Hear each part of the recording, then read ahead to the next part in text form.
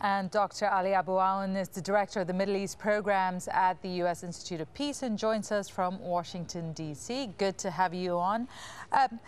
The fact that tribal leaders, some Sunni leaders, and Shia leaders are all starting to come together behind the new prime minister,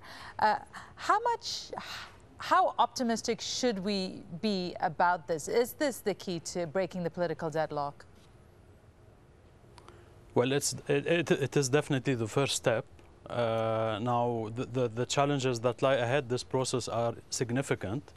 So I don't think we have enough reasons now to be too optimistic or too pessimistic. But it's definitely a very good first step.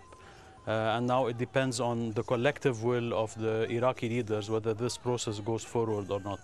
Indeed, and each comes with their own set of conditions. Now, particularly the Sunnis, who are very much underlining their cooperation so long as their demands are fulfilled. Can you see them being appeased and being part of this process? Well, definitely, they should be part of this process. And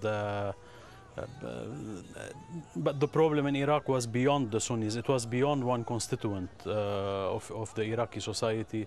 The policies that were in place for the last 8 years affected most of the constituents, and including the Sunnis. And I think that now the solution would be to address this root cause of the problem.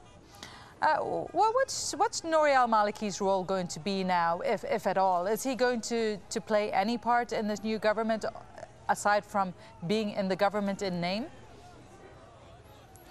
Well, I mean, it's still early to assess what are the political plans of Prime Minister Maliki.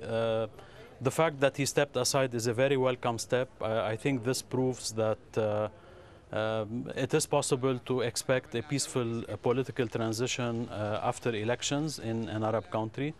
Now, whether he would like to stay in the political arena or step aside, it's not clear at this stage.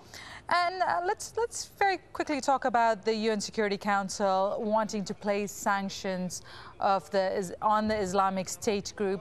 Do you think that's going to have any impact on weakening them?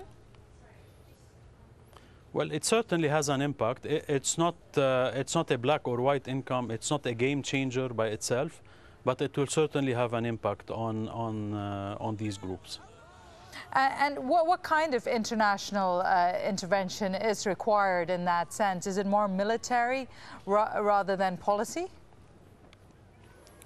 Well, usually addressing this type of problem requires a multi-leveled response, ranging from military security to financial measures such as the ones we've seen today at the Security Council.